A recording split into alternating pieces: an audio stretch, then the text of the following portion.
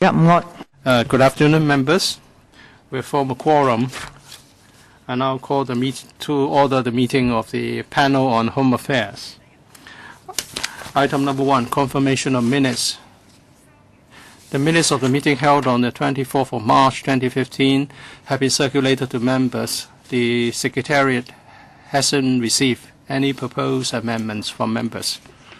So can I confirm the minutes now? Okay, thank you. Item 2, information papers issued since the last meeting.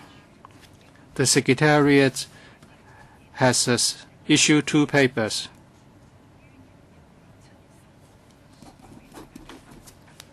And they are as listed on the agenda issued to you dated the 10th of July. They are about referrals from various district councils. So if there's no question about that, we move on to the third item, Youth Development Policy and the Youth Development Fund. Please invite the officials to join us. For this item, all LegCo members have been invited to attend because this has to do with a funding proposal. I would like to remind members of Rule 83A in relation to declaration of interest. According to Rule 83A, no member shall move any motion or amendments in regard to any matters that you have a peculiar interest, unless you have declared the interest.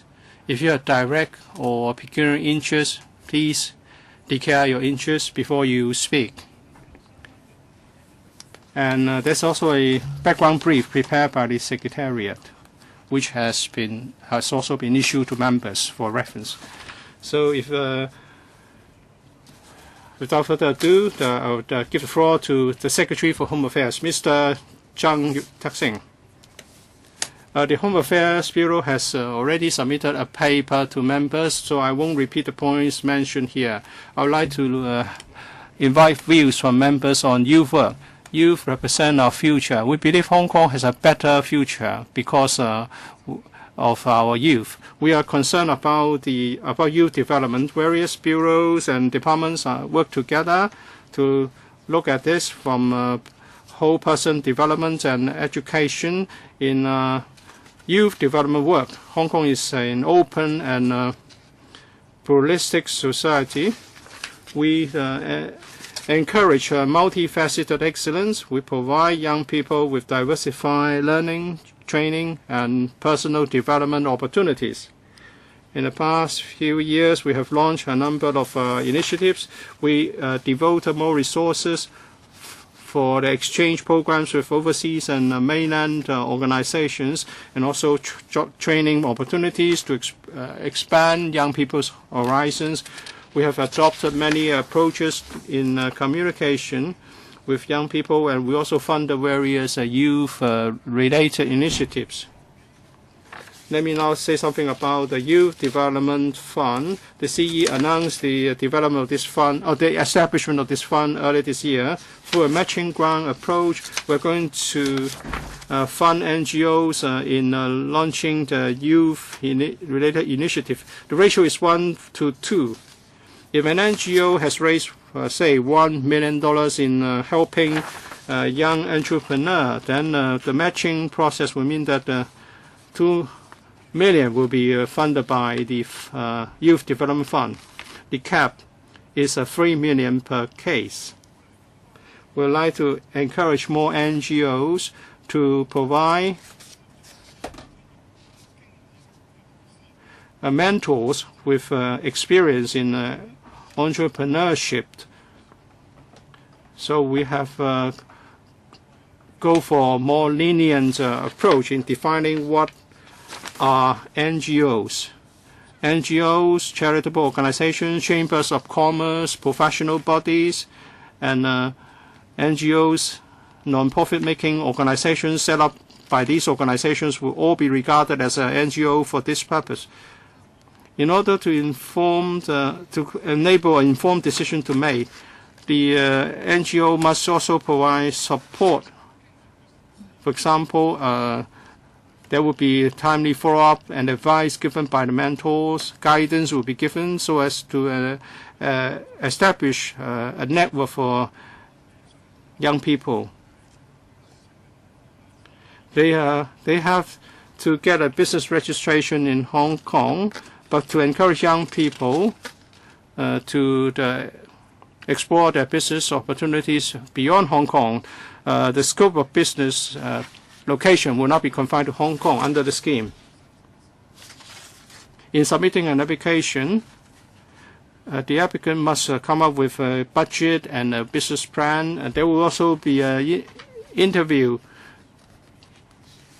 And after the application is approved, there will be regular reports on how the business is going. We're also going to support NGOs to organize innovative youth development activities which are not covered by the various funding schemes, which may or may not have to do with entrepreneurship.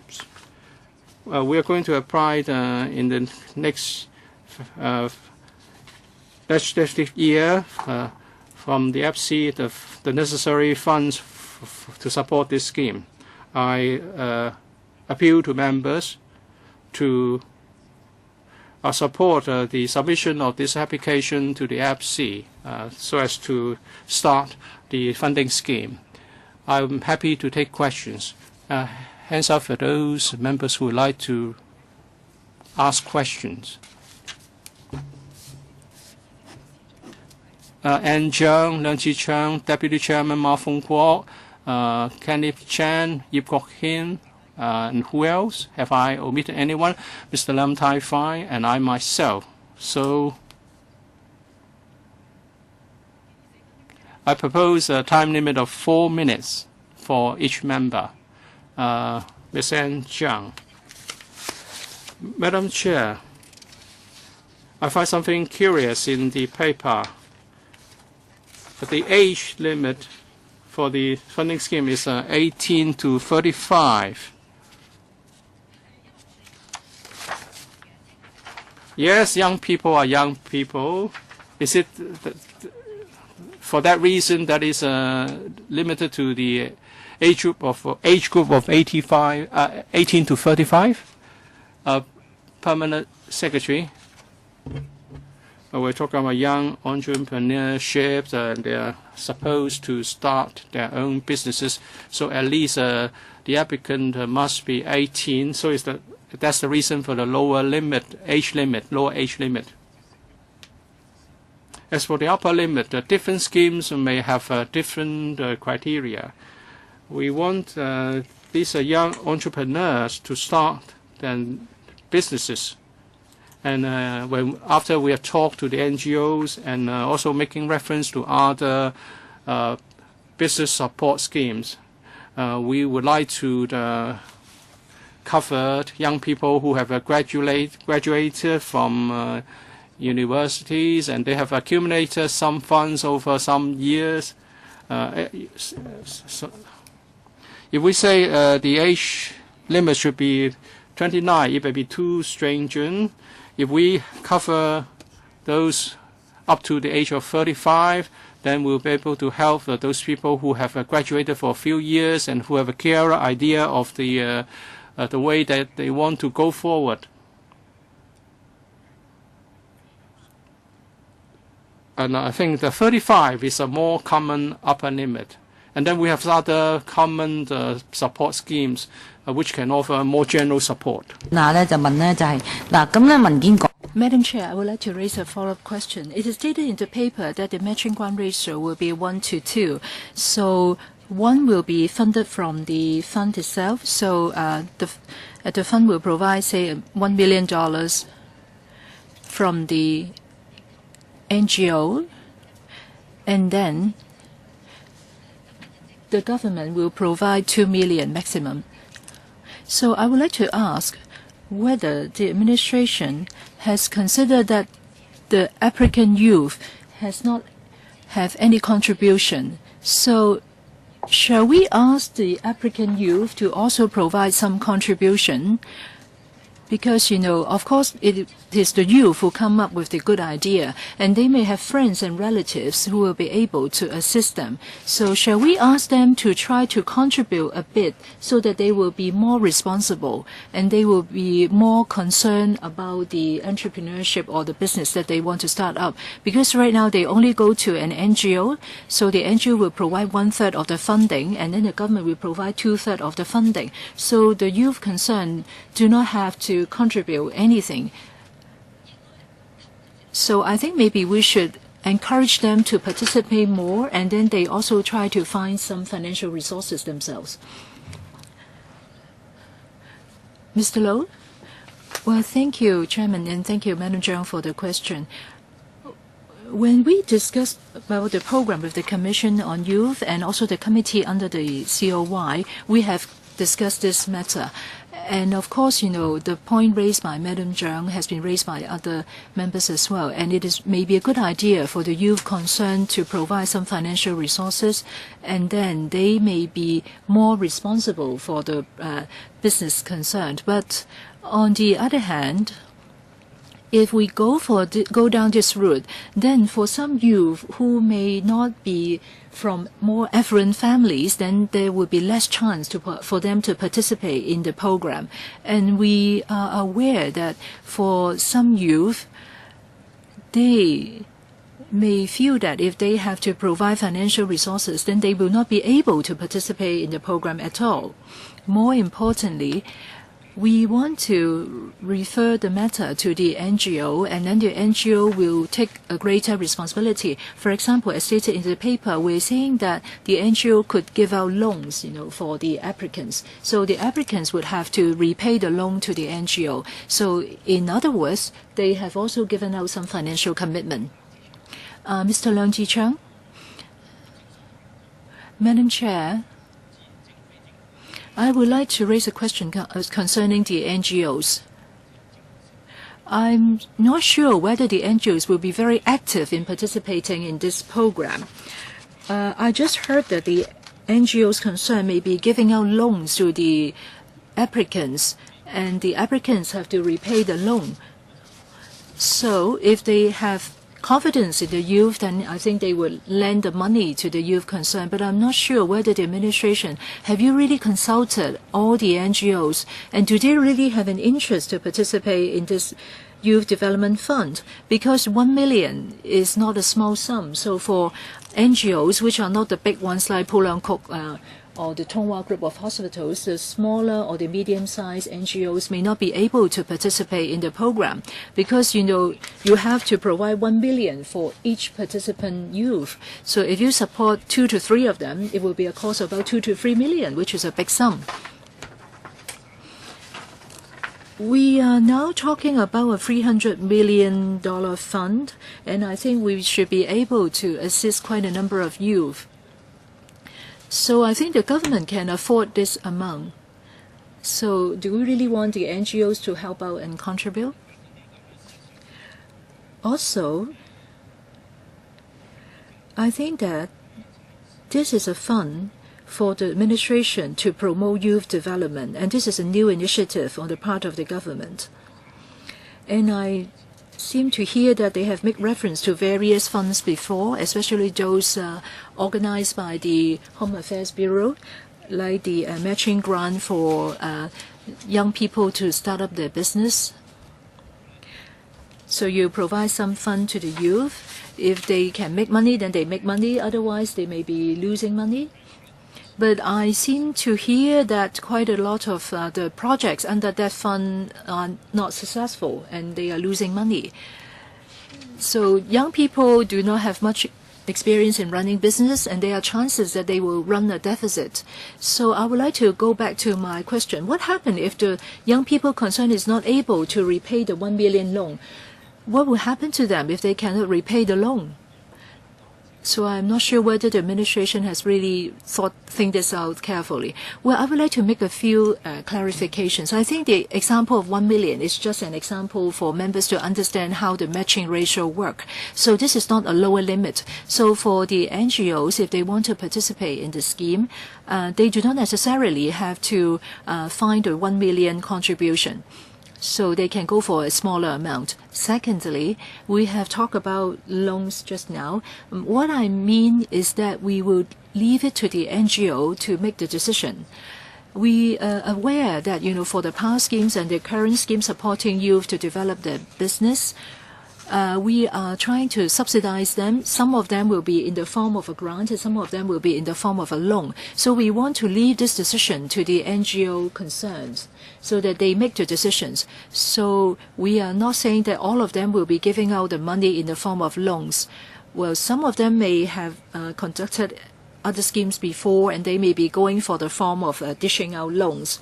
Well, also there has been concern that some young people may be losing money when they start their business. When we try to map out this program, as stated in the paper, we are trying to talk about youth development and encourage them to go for entrepreneurship. And there are chances that they may not succeed in the first time. Maybe they don't have a very detailed planning and they may not succeed for the first time. But what we think that it is important for them to have the chance to develop and then also to learn from their failure. I think this is a good way to encourage our young people to learn. Thank you, Chairman Lady. Next, Deputy Chairman. Thank you, Madam Chair. I'm looking at paragraph 3 and 4 of the paper. It is stated there that the government would use various channels for our young people to learn more about the mainland and the overseas to broaden their exposure. I think this is good for them, no matter whether they're going for further studies or job or to create their own business. In paragraph 4 of the paper, it is stated that the government has established bilateral working holiday scheme with 10 economies. All of them are overseas. Also, in the mainland, we also have a funding scheme for internship in the mainland. I think it is a very meaningful program. So I'm wondering whether for the bilateral working holiday scheme, can we extend it to the mainland of China? There are a lot of remote provinces in China where tourism or the cultural heritage of these places are very unique. And I think we can encourage young people to learn more about these more remote provinces. I think this is a worthwhile cause. So I would like to know whether the government will try to enhance the working holiday scheme in this respect. Well, young people in Hong Kong likes to travel, so maybe we can collaborate with the countries overseas and to enhance the scope. So this is my first suggestion. The second question concerns the Youth Development Fund that we've been talking about. I think money is one issue, but I think experience is also important. For nowadays, the employers would like to go for more experienced young people and employ them. For young people without experience, it's difficult for them to find a job. And it's equally difficult for them to start their business. They may come up with a good business plan, but I'm not sure whether it's really implementable. So I hope that we should at least consider requiring that there is a member of the team which have some experience so that the chances of failure will be lessened. Also, I'm worried that if they fail, their confidence may be shattered. So I'm wondering whether we should include this element so that people with experience will be involved. Mr. Fong, thank you for the question. We have a lot of internship scheme and exchange programs as stated in paragraph 4 and 5 of the paper. Well, for the bilateral working holiday scheme mentioned in paragraph 4, it is run by the Labour Department. It is championing the scheme. And I think the department has been considering whether to extend the scheme to other economies. So since this is a bilateral scheme, I think the Labour Department colleagues consider that the integration between Hong Kong and China is quite enormous, and so they are not thinking of extending the WHS scheme to the mainland.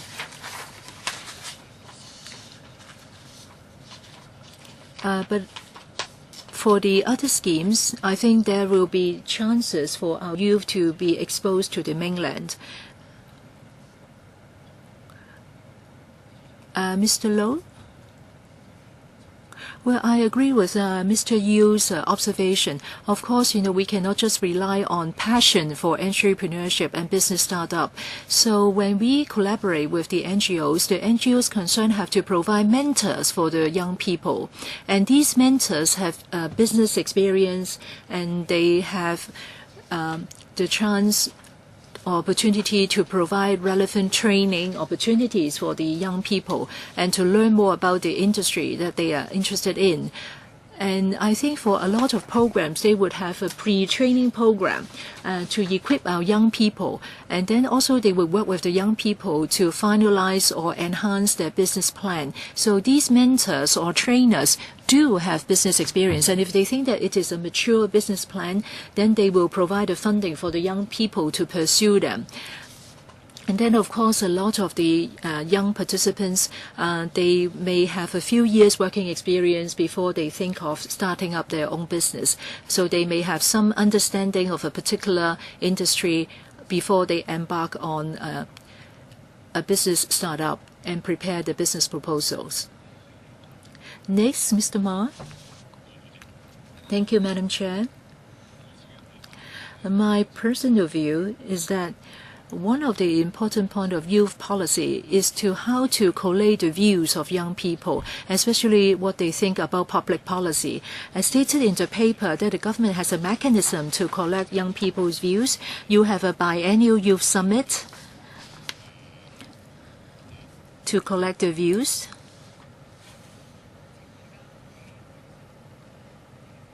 Please remain quiet in the meeting room. And then also 19 young youth exchange sessions have been conducted in the past 5 years, but I think this is grossly inadequate. I think for the consultation mechanism, I would like to know whether there is any policy for enlisting the views of young people. For example, in every district, you have a district commissioner and you are appointing area committee members. As far as I know, most of these members are rather old. I wonder whether you can absorb more young people to become your area committee members. Can we do better in this respect? Also, I would like to know for the area committee members, how many of them are under the age of 35? What is the percentage of these members? Do you want to incorporate more younger members to area committees? Apart from expressing their views on social policies, I think young people also have issues of concern to them, and they would like to do a lot of research in these issues. Do you have any schemes to support these young people or organizations to conduct research concerning young people? So, well, I agree with Mr. Ma. We must enhance communication between the government and the youth. The new term of the Commission of Youth has just begun. They have discussed ways and means to better communicate with the youth, including the use of new media. They want to get their views and also to answer their questions in an enhanced communication approach. Do we need to have more young people on the area committees? Well, the area committees serve special functions. And in the 18 districts, they have all set up their youth network and are ready to communicate with the youth. I don't have any information as regards the ratio of area committee members under the age of 35, but area committees are not supposed to be for youth development only, and the DO has got other initiatives on youth development. Well, I was suggesting that you should take on board views from young people more to a greater extent. I'm not saying that the area committee should be doing youth development. Secretary will set up in the districts various organizations to listen to the youth. For area committees, if they are to be responsible for taking their views, well, because of the meeting time and other technical issues, the meetings may not be appropriate for the youth to participate. Dr. Kenneth Chan.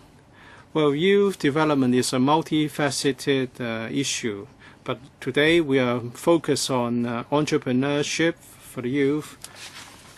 Paragraph 18 of or 19 of the paper says that there should not be any limit on the nature of businesses. And it said, however, certain businesses that might embarrass the government should not be supported, such as tobacco. So you mentioned tobacco. What are the businesses that you think might embarrass the government and the matching grant would not support them? Say some active young people have come up with an app to ridicule, to mob leaders and government officials, including you, Mr. Secretary. Is that going to be regarded as a business that might embarrass the government, and you will not be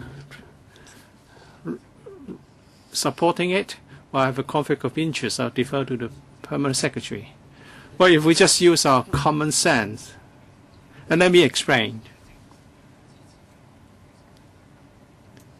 Actually, for the support from the government, we actually defer to the NGO in assessing the investment plan. Apart from tobacco, we have in mind gambling, anything that has to do with violence or terrorism, or vice, or discrimination. They may also embarrass the Commission or the government. We are not thinking about anything political. If young people have come up with something with commercial potential, some products that can be developed commercially, and if the NGO and the mentor, after the discussion with the applicant, think that they are doable, then it will be different from businesses such as gambling and tobacco, which we don't think the government should support. But apart from that, we don't have any political consideration. In that case, please don't say that we don't want anything that might embarrass the government, because if you have something that some app of that nature, it may embarrass the government. So perhaps you can just give some examples of, for example, unlawful businesses. But what would embarrass the government? It can be very wide in scope. Their creativity may be stifled if you say that you won't support anything that would embarrass the government. So please change the wording. And in the matching process by the NGO, let's say a percentage of the income might be charged, and that's common among universities and other funding schemes. And we're not talking about a big funding scheme. And for example, if you start a business, then rent alone would take up a big chunk.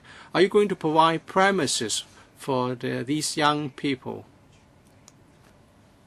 Please be succinct. The NGO cannot deduct any administrative fee from the supporting fund. So it will not be from the funds earmarked for supporting the young participants. Young people can be very creative, and they can come up with very good apps. They do not have to pay high rent and get an office or some premises in a commercial building. Of course, if the NGO can provide the space, well, it's always welcome. But we will not be. We are not ready to provide premises to support this funding scheme. Mr. Yip Kwok Im, thank you, Madam Chair. I've heard Dr. Kenneth Chan speaking on innovations and citing the example of developing an app that would mob government officials or leaders. Well, if that's the case, that's not positive in my view. We are giving our young people the wrong idea. I won't support it. How can you say this is positive? We want positive energy. Not that we cannot criticize the government for doing anything wrong. We should criticize government for doing things wrong. But if it's ridiculed, then I don't think we should encourage it. I won't agree. I won't approve. I won't agree to the funding application. Paragraph 3 talks about broadening young people's horizon and providing them with more training opportunities. We want young people to have visions to support the high degree of autonomy and the principle of one country, two systems. Young people should not be short-sighted. In the 2 financial years, we have this funding scheme for internship, and 9,000 to 19,000 people participated in the internship program. Well, this is very meaningful. And young people should be given an opportunity to go to the mainland and other places for internship. DAB has organized a similar program. It's very popular. It's not the same as making a visit. The participant will stay for a month or even for a year. During the program period, such programs can broaden their horizons. Can you enhance these programs? And what kind of benefits have the participants gained? Can you share with us your experience? Mr. Fung? Thank you, Madam Chair. In terms of youth exchange programs and youth internship programs, we have increased the funding levels in recent years. The increase has been very significant. From the participants, we learned that their response is very positive because they have been able to learn firsthand the environment, on the mainland, and they gain a deep understanding of the mainland through the program. We also are required that the organizer should give briefings to the participants on what to expect from the program. We will encourage them to do more. There are 19,000 participants. Would you organize some experience sharing sessions? Well, every year we have introductory seminars and exchange sessions to introduce the program and share experience. Mr. Lam Tai Fai, the current government can do nothing about housing and political development. But yeah, Hong Kong is a Brexit place. So why are so many young people so pessimistic and downcast about their future? The government should face up to the problems. The Secretary refers to the youth as the hope of our future. They are our future. They are the pillars of our society. That's correct. And that's why I support this idea, Youth Development Fund. I hope your ideals, your goals can be achieved through the establishment of the fund. Given the current political environment and the competitive situation, it's not going to be easy. But it's just $300 million. I support it, whether at the end of the day it would just be a waste of money, because I want to give the government the opportunity to try something out. And you say you would go for lenient criteria, according to your paper, in running this Youth Development Fund. Well, lenient criteria can be broadly interpreted. Are you just talking about the nature of businesses in relation to the application, or are you talking about the applicants, their capabilities and characters? Are you going to be very lenient about those as well?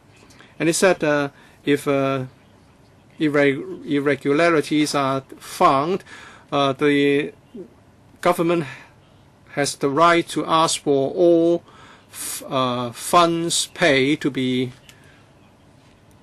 recovered. But what can you do if they have lost all the money? This requirement is a toothless tiger. Because you want to go for lenient criteria, they can just draw up a plan, and then 2 years later, the business goes down, and the funds are exhausted. I may be running a parallel trade business to the mainland. What can you do? And can government officials really monitor how a private business is run? Well, when it comes to the lenient criteria, and also irregularities might result in the recovery of the a lot of funds. We're talking about our partner, the NGOs, not the young participants.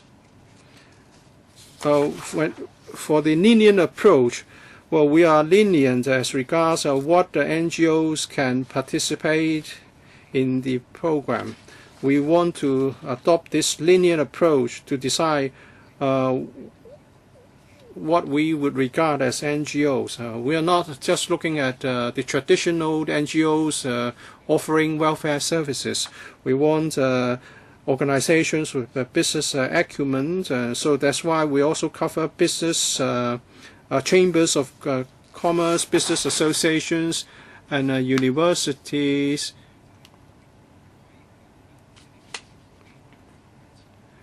As regards the irregularities, if the NGOs or the applicant do not comply with the relevant clauses in the agreement, then we can recover the funds that we have given out.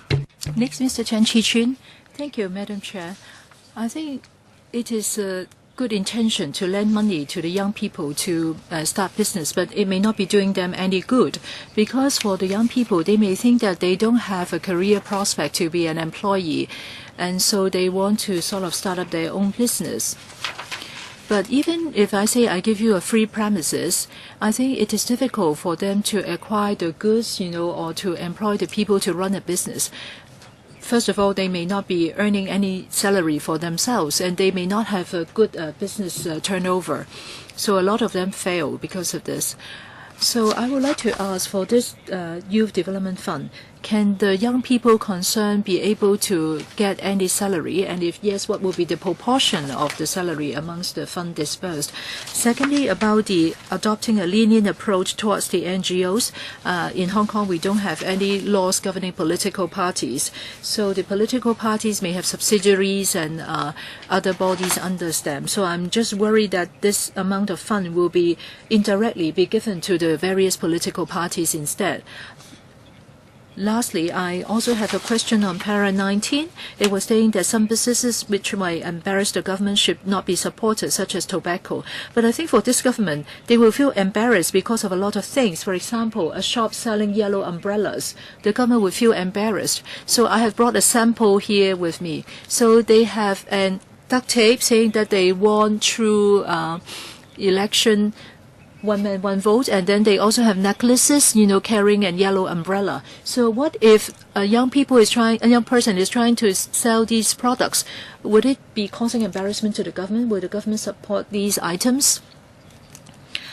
First, about giving out loans, may not be serving any good intention for the young people, but we are hoping that we try to provide more development opportunities for our young people, and we hope that they will be able to grasp these opportunities. So we are not just looking at their business proposals. When we look at the programs run by the NGOs currently, they have a rather long period for encouraging these young people and training these young people and provide them with information about the particular industry so that they will come up with a good business plan. And then also they would arrange for people who have business experiences to vet their proposals or to help these young people along as they implement their business proposal. So they are serving as mentors to the young people. Well, of course, for the Youth Development Fund, we are not saying that the young people concerned will succeed for the first time, but we do hope that we can broaden their exposure and let them learn more about the industry that they want to enter into. And they would know more about the opportunities for that particular industry that they are interested in so that they can try to develop more in that area. Another question is about the precise, say, products, that may come up with under the project. As I have said before, we will be providing more detailed guidelines or business activities as to which activities the government will not support. I have a very specific question here. What do you think about this? Well, I think when we discuss with the NGOs, then we will be examining the business proposals by the NGOs concerned. And I think they would not just be looking at the product or the design of the product. I think the NGO, before they decide whether to support a program, they would try to look at the business proposal as a whole, holistically, to see if whether there will be elements for them to succeed in the business world and also whether there will be a market for the product. So I think, under the agreed parameters, the NGOs will try to vet the business proposals to see whether they are worthwhile for support. Next, Mr. Kwok Wai Krang. Thank you, Madam Chair. I have several questions. First, about the internship program in the mainland. I noticed that there have been an increase in number of young people who have joined the internship program. And I understand that you may not be able to share with us the successful stories today, but do you have any sort of overall conclusions as regards the participants, what benefits have they gained after completing the program and what changes have they gone through? Do you have anything specific to tell us? Because you're just giving us some numbers here in the paper, but it can be an increase in quantity, but what about the quality aspect? Secondly, about the entrepreneurship, the development fund, a lot of colleagues have talked about that today. The government seems to think that, giving out money is a good way to go about encouraging young people to start a business. But here in Hong Kong, premises is very important. If you're not giving them the premises, they may be wasting the money mostly on the rent. So is the government going to provide, say, cheaper premises, or lower rent premises for the young people so that they will not deplete the amount of fund so quickly? So this is my second question. Thirdly, I'm aware that some NGOs have not been connected with the business corporations yet, so they are just inviting some guest speakers to talk to the young people who want to start up their business. So I wonder whether the young people would learn about making business and becoming a boss, after attending these briefings. So I'm very concerned about that. So having read your paper, I noticed that it is stated that for the business corporations who are interested, or the chambers, if they are interested, they can join this program. I think you are being more open this time. However, I think the information and professional knowledge is an important area. So I would like to know how much time are the NGOs will spend on educating these young people so that they learn about the risk or the development opportunities of starting up a business. I think we should pay attention to this. I don't have any problems incorporating chambers of commerce or business corporations, but for the monitoring aspect, would that cause any problem to you, administration? Because in the past, you have only been cooperating with organizations, under Section 88 of the taxes Inland Revenue Ordinance and welfare NGOs. So would you have a different set of monitoring mechanism for the business associations or professional bodies so that you will help the young people? Thank you. Well, thank you, Mr. Kwok, for the questions. Perhaps I will answer the initial ones first. On the internship program, we do visit the young people who have participated in these internship programs from time to time. And we have noticed that they have positive feedback. First, they learn more about the circumstances in the mainland because they are practically living in the mainland for a period of time, and they understand more about the situation in the mainland. And also, they are more positive about working in the mainland for a long-term period or a short term after their graduation. They are more positive, open to this. And also, we noticed that through the internship program, they have established network with people in the mainland. For example, a young person has worked in a radio station in the mainland, and he's now working in a radio station in Hong Kong, and he continued to maintain connection with the broadcasting corporation in the mainland. Also, we noticed that they are more more willing to take up voluntary work. So generally, we are very encouraged with this positive response and feedback. Next, Ms. Mao. Do I have to get the answers for my second part questions in the second round? Yes.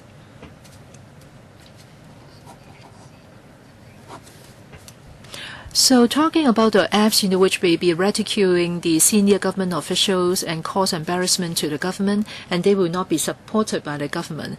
So I hope that Mr. Yip would agree that if there are apps program to ridicule people in the democratic camp, or like Mr. Martin Lee, Mr. Wong Chi-fung, they should also not be supported by the government. I think they should have a professional judgment here. I'm just concerned that when answering as to what will embarrass the government, apart from terrorism, tobacco, you have also talked about things, which may not be having a very positive thinking. So I think this is something very abstract. Well, I'm not trying to be difficult and ask you precisely which thing will be not acceptable, in terms of a negative thinking. Well, I'm not trying to give you a hard time, but I would like to know what will be the scope that you are talking about here. For example, if we talk about development of apps, if you are trying to develop apps about, people who support gay rights, what are you going to do with them? Because we don't have such a legislation in Hong Kong. What about, service or immigrating to other places, like, for example, Taiwan? What would you think about this service? Lastly, if I'm talking about cross-border business, but then end up I will be engaging in parallel trade. So what would you think of it? Because, you have to be very careful when you're examining these proposals. So I would like to know exactly what do you think about what's negative ideology issues? Also, rent is a very important point in Hong Kong. It's good that the government is going to sort of provide funding for the youth, but rent is really very high in Hong Kong. So the young people may have to pay high rent and they may go out of business because of this. You were asking what kind of activities will be causing embarrassment to the government. I think when we discussed the issue at the committee, I think we have to look at the context of the development fund that we're looking at today, because we're talking about encouraging young people to start up business. So they should be starting up a business which has a market and which will give them a return so that they will be sustainable. And what we want to avoid is to be entering into a situation that although the above elements have been met, but then there will be other undesirable elements like tobacco or gambling, or even, in concerning vice or illegal activities. We want to avoid those. Well, I think he's just repeating his answer. Can you let the government official respond first? Well, I think we will be drawing up general guidelines, but I think when we look at the individual applications, I think we will defer it to the NGO to make the decision. As I have said before, the NGO would not be looking at just one angle or just one element. I think they also will not be pinpointing anyone. I think the NGO will be trying to see whether it is a proposal that is business viable. Well, you are not answering my question at all. I know you can't answer my question, but can you please tell me, are you going to provide anything to meet the cost of rent? Well, as I have explained before, if there are individual NGOs which will be able to provide premises for young people to start up their business, of course we welcome that. But this is not a prerequisite requirement, because there are different ways to start a business. For example, if you're talking about the retail business, then maybe they will be going for more expensive premises. But if we're talking about, say, IT development or the development of apps, I don't think they would have to be bearing very high rent premises. Next, Ms. Ho. Well, I think we're trying to help young people to develop their business and to be innovative and go for new business activities. I think this is a good idea. I don't want all of them to go for the development of apps, because a lot of people are already doing it. I noticed that you are trying to dish out the funds through the NGOs, and the NGOs will include business associations, chambers of commerce, even education institutions. My concern is that these organizations or establishments have been set up for a long time. Would they be very conventional and traditional, and they will not be able to become more innovative? In other words, they may be more conservative and tend to just approve, more traditional projects or certain particular types of projects. So what guidelines are you going to provide for these organizations so that they can make best use of the funds? I hope the government would save some time and energy in vetting the process, because you are relying on the NGOs, which are reliable organizations. So these reputable organizations can do the first round screening for you, or first round selection. Thank you, Mr. Lam. Screening has a negative connotation. Through the NGOs, they will be doing the first round of selection for you. These NGOs may adopt different criteria. You must give them some flexibility. How can you prevent the flexibility from getting out of control or being excessive? You don't want to accept applications directly, and then that's why you want NGOs to do the selection for you in the first round. So can you give us the reasons for doing this? Are you confident that these are long-established organizations which may be reputable and reliable to do the selection for you? How can you also ensure innovation at the same time. Well, we cooperate with NGOs. The NGOs can do the first round selection for us, and that's even a bigger reason. Civil servants are not good businessmen, and we may not be able to do the selection well. And in these organizations, they are not just relying on their own social workers. They have a network with people who have had business experience, who might have retired. So the training will be provided, that they will be vetting the business plan, and the business plan will be refined and improved as they go along. So through the cooperation with the NGO, we can have access to their network, and that gives us more confidence that the selected business plans may be more feasible and may be more in line with business reality, and stand a better chance to succeed. Different NGOs may have different expertise in different areas. They have different strengths. We would like to get on board as many NGOs as possible. Each NGO may be focusing on a particular area, and taken together, all the NGOs would be able to take care of different business plans. My first round now. You want to enhance communication with the youth and support youth development. And in paragraph 12, you talk about the summit and what you did in the past. There's a need for the government to have a comprehensive review on how to communicate more closely with young people, especially using methods that they like. If the summit has been effective, we won't be facing the problems we have now. I have asked the Secretary and the Bureau again, one time and again, that we should be more proactive. Young people are more ready to express their views on public policies. The DO and their assistants should explain to young people government policies. They should go to the schools and to places where you can find young people to explain things to them. Some young people have complained that it's difficult for them to have access to policy information.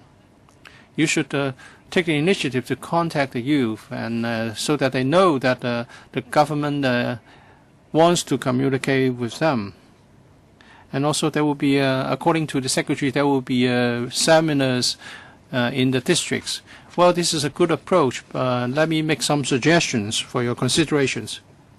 Apart from seeking views on public policies, you should also give the opportunity to young people to create something, to be innovative. They have a lot of negative feelings, and they have few chances to be creative. Let's say we have a sports for all the activity. You can enlist youth organizations to do the publicity for you, and in your fight against drug taking or the use of tobacco. Well, there are many young users. We want to target the youth because we don't want young people to get addicted. We can perhaps ask young people to produce the publicity materials, the API. They can be very creative. Well, you know, there was this caricatured video on what members in this council do, and they are very creative. So you should ask them to help you with things such as publicity on combating drugs. So drugs, tobacco control, cultural and heritage preservation and other themes can be covered. You should ask your DO to go to the schools to get them on board. They may not be able to tell you their views on various policies, but if you give them a can-do project that they can undertake, they will be able to do something and be a part of government projects, and that is also effective. Your points are noted. We in the HAB, particularly those responsible for youth development, have all been attaching importance to creativity of young people. There was a party to mark the youth square, and those programs were run by young people. They come up with various ideas, store games, and some souvenirs were also produced. For the second round, there are 4 members who would like to speak. So for the second round, 2 minutes, Kwok Wai Keung, Sit Ho, and I myself. Kwok Wai Keung. I would like to get the answers for my previous questions. Please repeat your questions briefly, Mr. Kwok.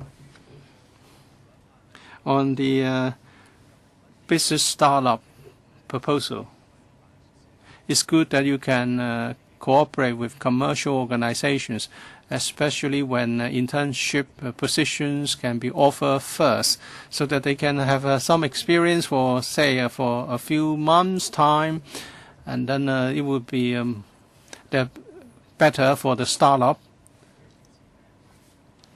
And also, what about premises? Because I'm concerned about the funding that will be taken up mostly by rent. Well, it's one of the main features of our youth development work that we provide internship opportunities, and not just in Hong Kong. There are also mainland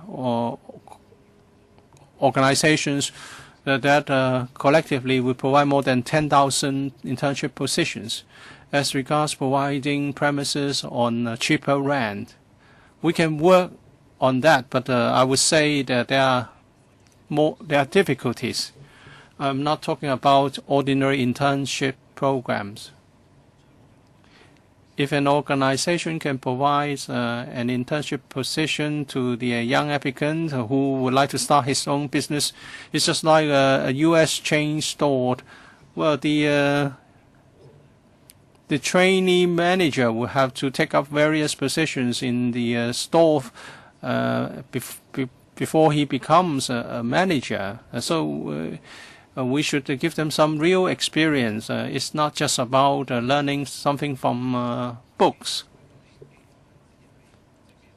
We don't expect that the partners, the NGOs, would just be giving talks to the young applicants. Young people may not have a lot of experience. We would like them to get some experience and come up with their business plans. In selecting NGOs as our partners, we'll look at not just their history and their experience in providing service. We also value business experience, real business experience, and the availability of mentors.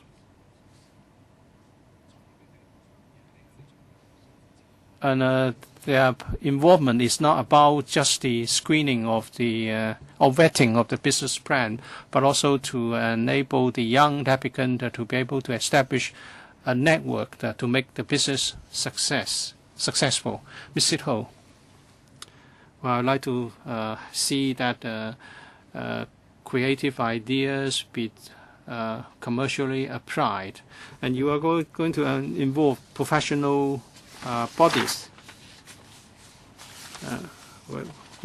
They are the independent professionals who can apply for the support of your scheme.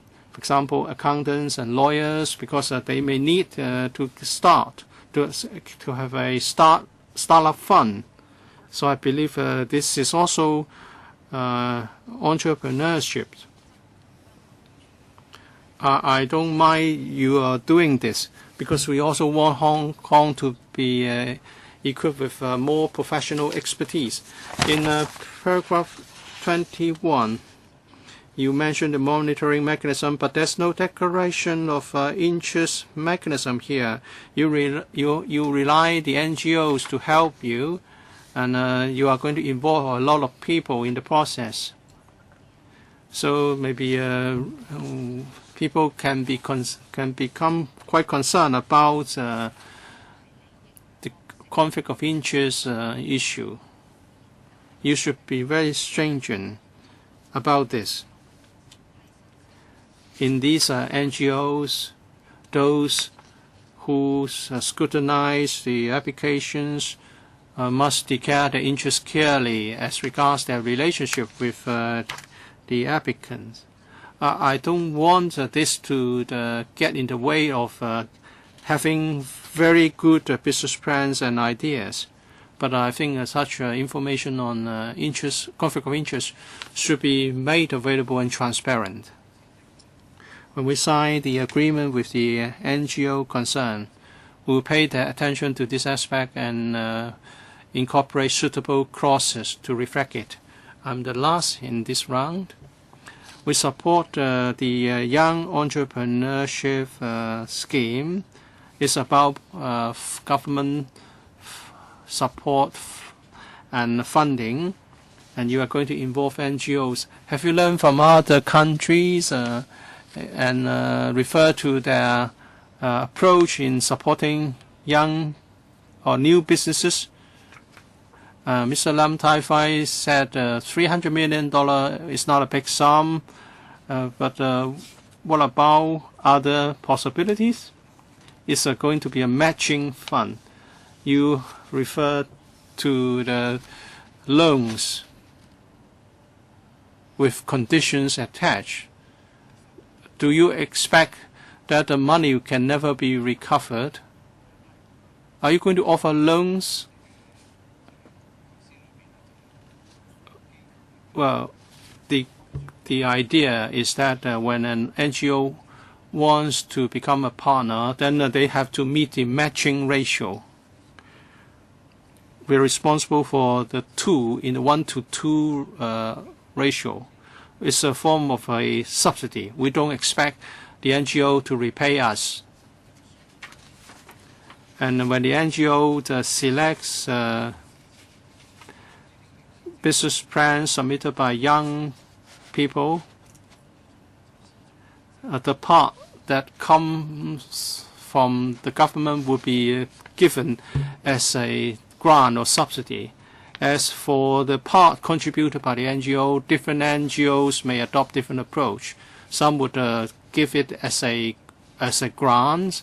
Some would do it as a loan. We respect the decision of the NGO concerned. They can choose the approach they like.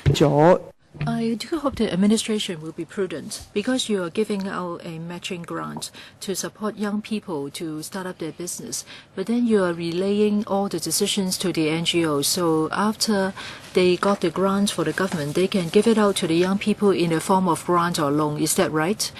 Well, I think Well, I want to clarify that if the government is not giving out a matching grant, then I don't think the NGO could give out their portion.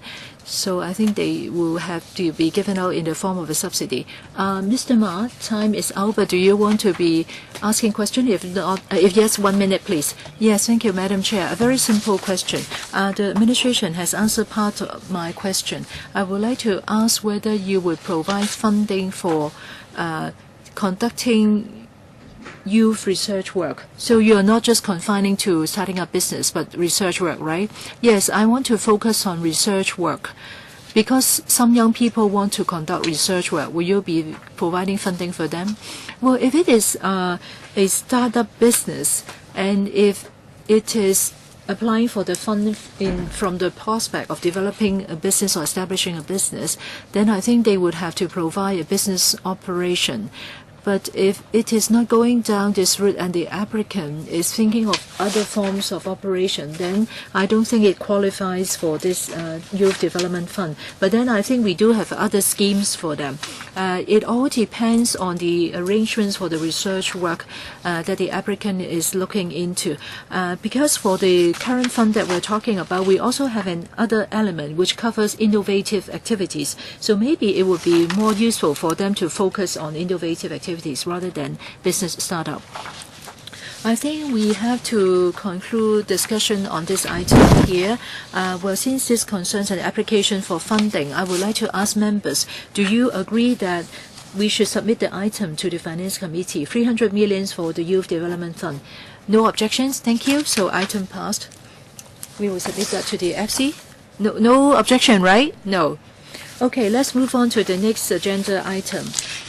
It is the signature project of Wan Chai District Council. I would like to invite the government representatives to join us. Well, again, I would like to ask members whether they have any declaration of interest to make. According to 83A of the rules, it is stated that if there is an item being discussed at the meeting, if there is a direct financial involvement with members, then I don't think members could speak on the item unless they have made a declaration of interest. So I would like to remind members, if you have direct or indirect financial involvement with this particular project, please make a declaration before you speak.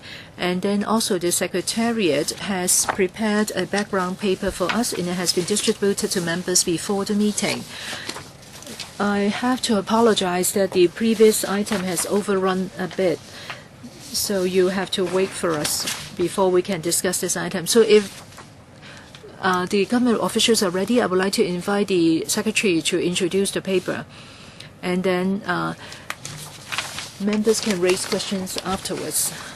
Mr. Secretary, thank you, Madam Chair. I would like to thank members for their support for the signature project scheme.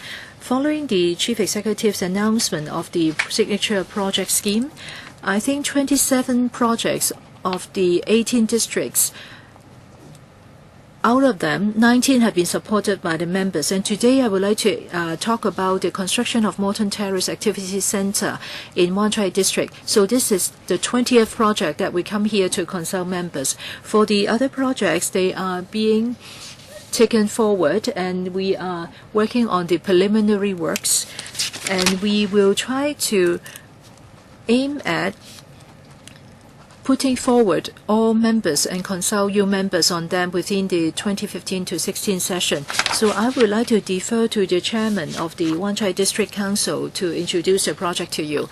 Mr. Sun, please. Yes, Madam Chair, the Chief Executive has declared in the 2013 policy address about the signature project scheme. After that, in February, the Wan Chai District Council has established a working group on the signature project scheme for Wan Chai District. And we have also consulted the residents of the district so that it will meet the needs of Wan Chai District.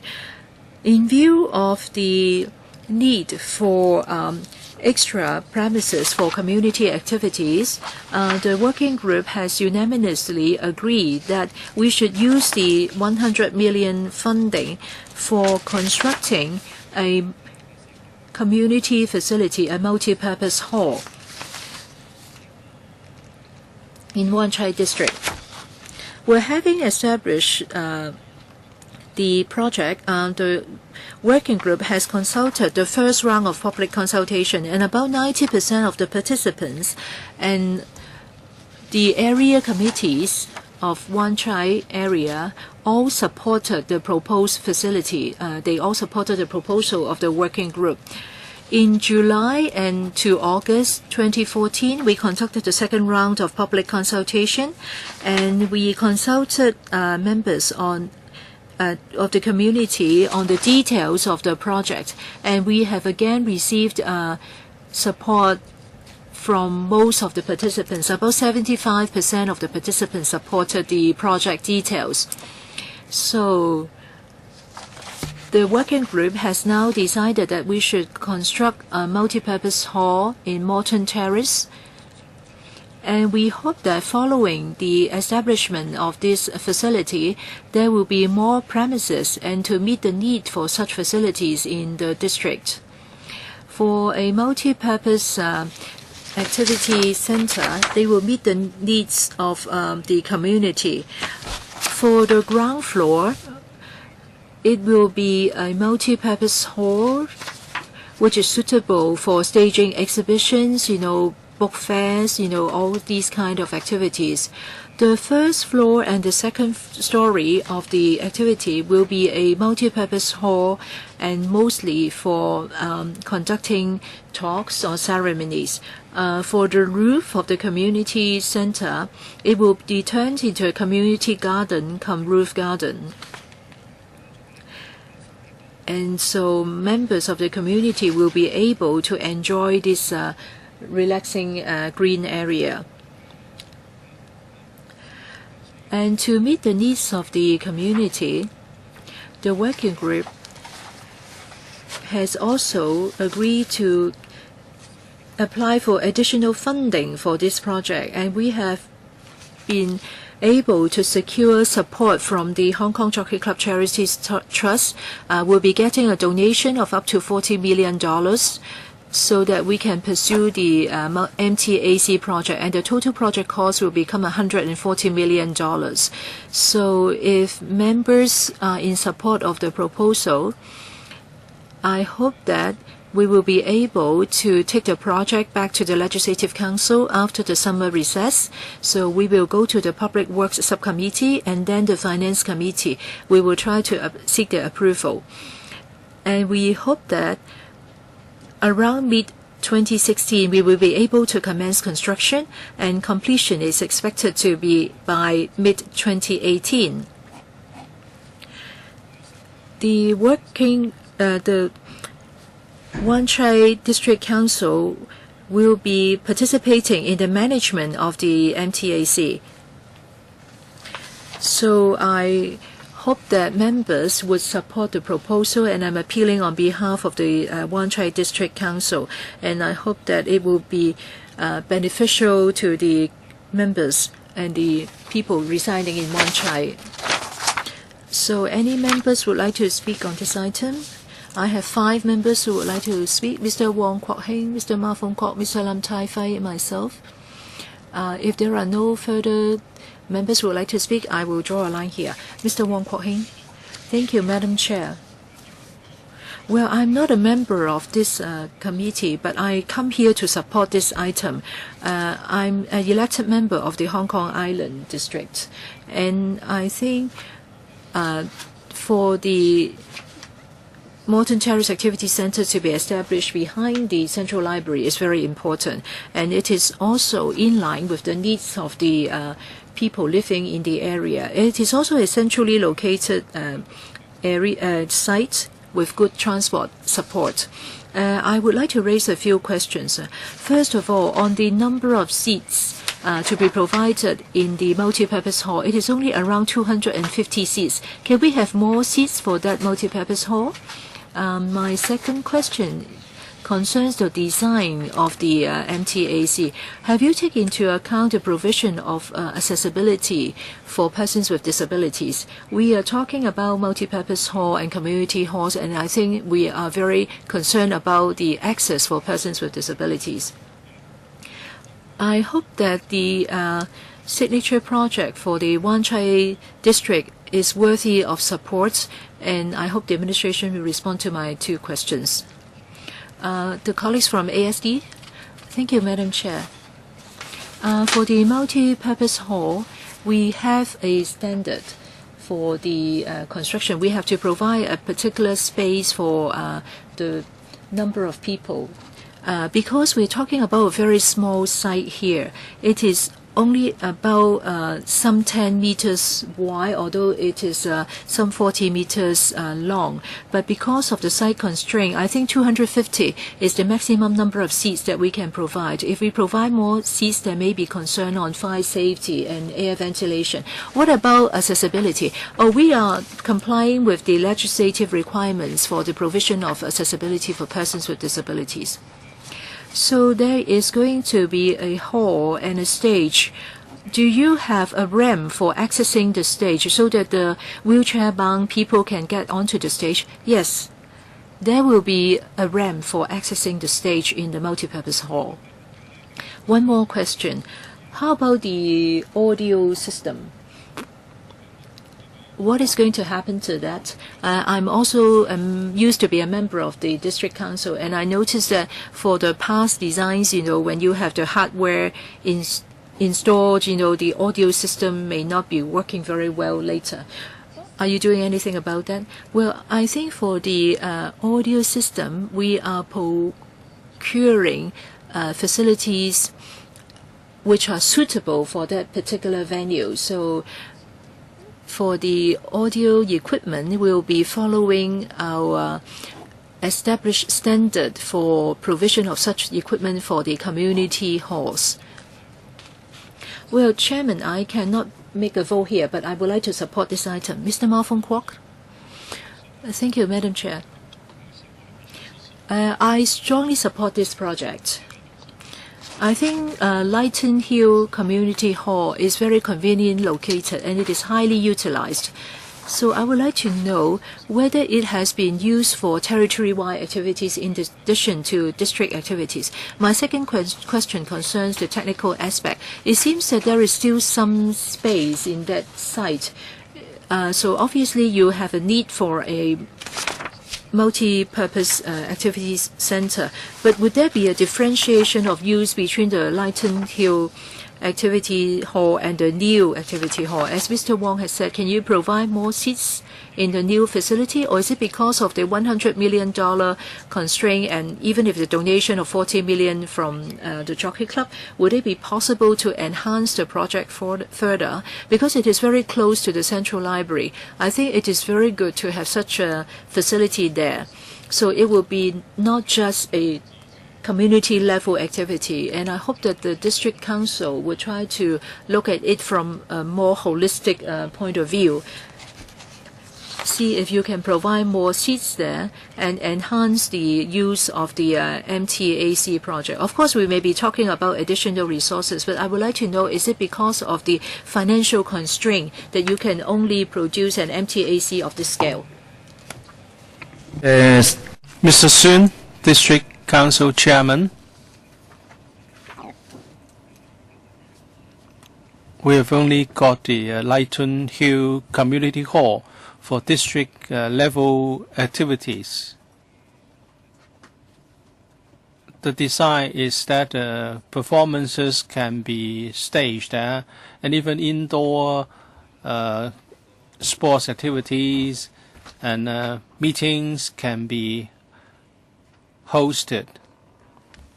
This modern terrace activity center will supplement what we are lacking.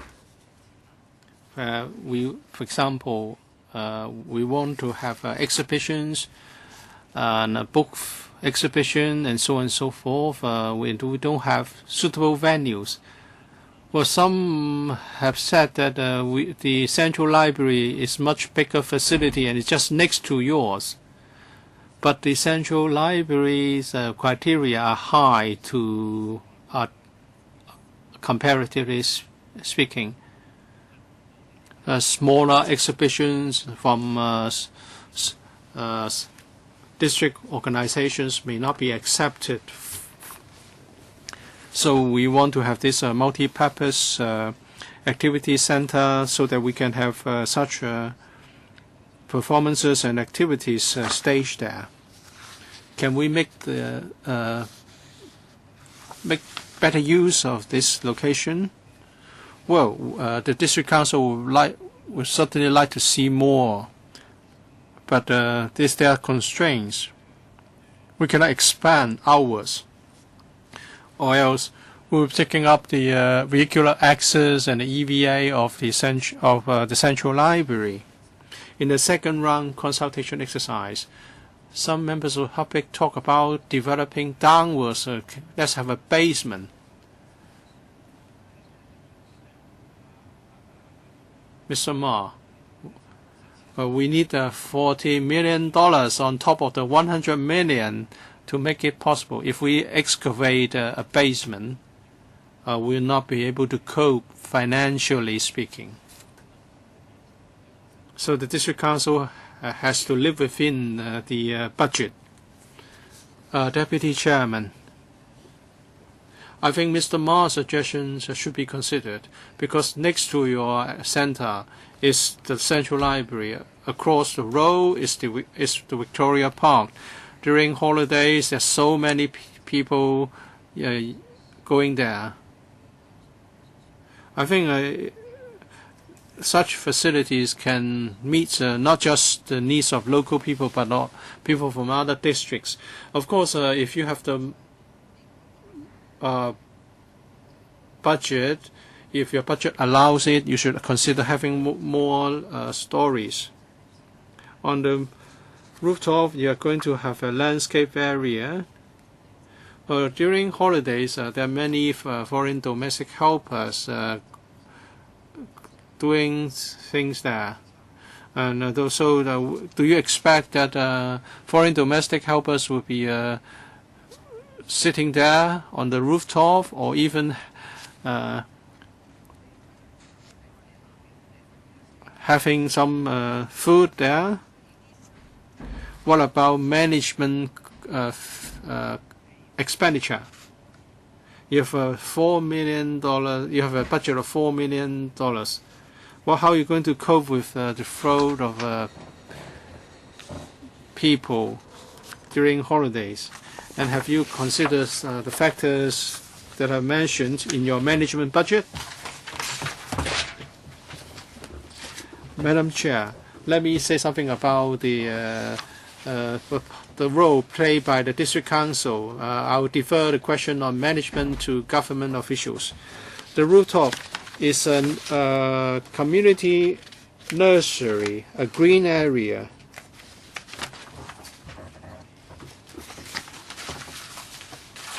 The idea is to promote greening and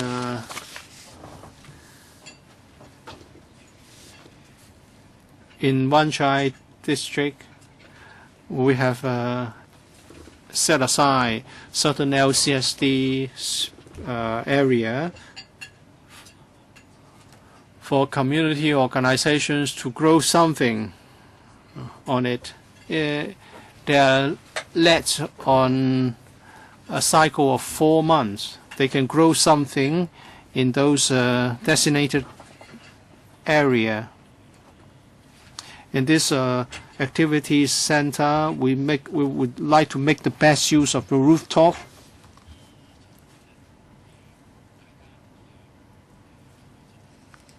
So the space will be used to allow people to grow something in the community garden. It's not an ordinary garden. It's a community garden or nursery ground.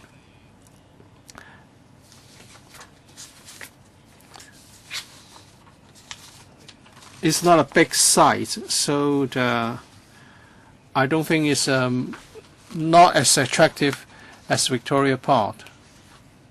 I believe more users will be attracted to the Victoria Park than this center. District Officer? Thank you, Madam Chair. When the center is open, there will be people providing security services. We will deploy people flexibly. There are also community work assistants, and if there's a performance, we would increase the manpower. And during holidays, we can also increase manpower for management of the center. Have you provided a budget for that? Yes, because if there's a performance given there, we need more manpower anyway. Mr. Lam Tai Fai, I support the proposal to construct this activities center in Modern Terrace. It would mean an additional facility for Wan Chai District and the residents.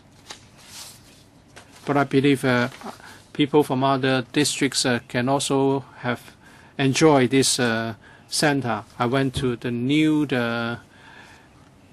QE stadium for performances, and I also went to the race course in Happy Valley. So such facilities can benefit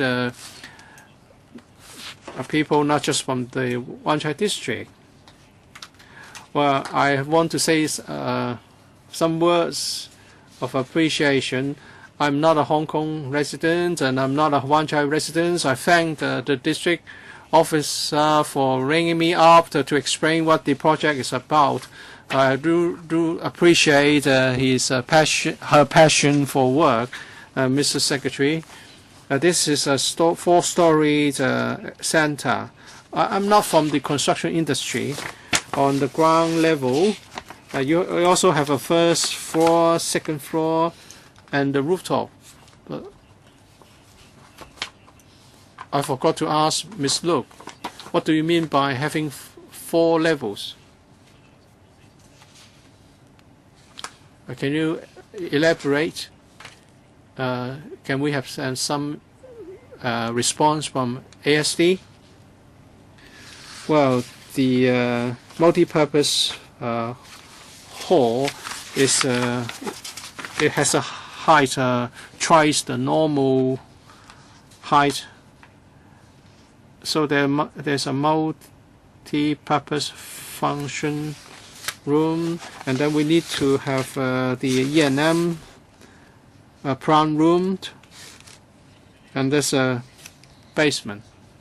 So in terms of height, it's 4 levels, but you have only got 3. Well, there's an intermediate level inside. Further questions? No. The answers are clear. It's my turn. I support this SPS project, and I appreciate the effort of the District Council. It's not easy to identify a site for a community facility, and you have to raise $40 million for this project. Many districts have asked the Secretary for facilities such as community halls. Other districts have also managed to build service centers and community centers through the funding of the SPS and additional funds raised. I think it's really a good idea to promote more district level projects in all the districts. And the design of this activity center is very good. I in particularly appreciate the rooftop garden, and the community garden would be made available for people to grow things.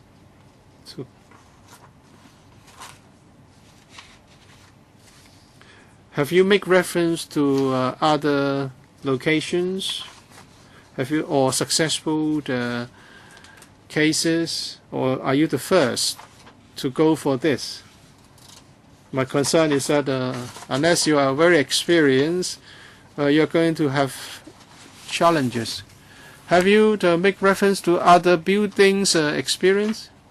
I know that there are some cases which are not very successful. Well, I think it's been done in many schools.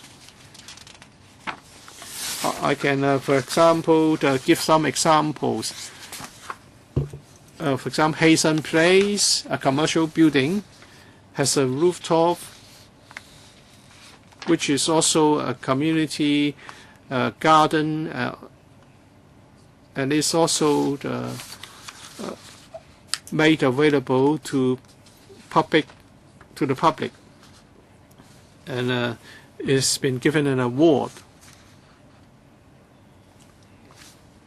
And in North Wan Chai, within some government facilities, some government buildings, the rooftop has also been provided with greening, although it's not in the form of a community garden. With the greening on the rooftop, it provides good heat insulation and energy saving. For the details concerning the construction, I'll defer to the ASD. Actually, for the projects that we have submitted to the PWSC, we'll always try to do something with the rooftop. We'll provide greening as far as possible, unless the space is taken up by E&M equipment and facilities. As the District Council Chairman has said, greening is good for heat insulation and energy saving. Well, the DC Chairman has provided us with some successful examples. Let's work together to promote this concept, so to benefit more people. We still got some time left. Who would like to ask questions? And then, if not, we move on to the second round. Mr. Ma Fong Kwok. Well, I support the project, but I believe there's still some space that you can utilize. It's in a prime site in Causeway Bay. You should try to make the best use of the space underneath the flyover. There are some facilities there. With better planning and given more resources, you can make even better use of the site. I don't know if the government is ready to give more to this project. And I believe it would mean better utilization and better management in the future. I don't know whether at this stage it's still possible to maneuver something. And I think for future projects, please be more flexible. Don't just confine the cost to $100 million. Secretary, I will look into it. No, but I don't think it's possible this time. No. You know that many districts want to have a bigger budget as well. Deputy Chairman, I have a follow-up question about the community garden. Well, in the building I live, there's a platform. We did try to do some greening, but it had to be taken away later, because you see plants can present problems. There will be roots growing, and the level below it may be affected. So if you can do greening there, how long can you sustain it? And what will happen in the future? Will greening be there forever, or if that's not possible, will the rooftop be just cordoned off? Rooftop greening does present many challenges, but we have some experience with other projects. Now it's more successful than in the past. The lessons have all been learned. we are doing better in terms of waterproof and irrigation. We don't have to worry about water seepage now. We also ask our landscape architect to select the plant species in accordance with the lighting conditions and the environment there. I think we'll always go for the right plant species. So does that mean it will continue to be used for this purpose permanently? Yes, if with proper maintenance, that should be okay. Mr. Lam Tai Fei, 1 minute, please. Well, I agree that there will be a rooftop garden and perhaps a nursery so that we can make best use of the space available. I think a lot of buildings in Hong Kong have contained some greening on their rooftops. Some schools are doing that. Even for the CE's office, the rooftop is also, being greened. So I think it is very good, even from the environmental protection point of view. Rather than having a concrete rooftop, then I think it is not a good idea. So I think don't worry too much about it. I think we should have faith in this rooftop garden. If there are no further questions, then I would like to ask members whether you all support this proposal and we should put it to the Finance Committee and the Public Works Subcommittee for approval. Agreed? Thank you. Well, thank you for attending the meeting, government officials. Any other business? We have an item on the proposed extension of period of work of the Joint Subcommittee to monitor the implementation of the West Kowloon Cultural District project. So there is a paper, and we would like to consult members whether you would agree that we extend the period of the work of the subcommittee. The paper has already been distributed to members, and the Joint Subcom suggested to extend the work of the subcommittee for 1 year. Of course, we would have to go back to the House Committee for a final decision. Do members have any questions on the paper? If not, then we agree with the recommendation in the paper, and we'll proceed accordingly. If there are no further business, then I think this is going to be the last meeting of this panel, and I would like to thank members all for supporting this panel, and I would like to thank the Secretariat and the staff for ensuring that our meetings are smoothly held. Thank you very much for coming.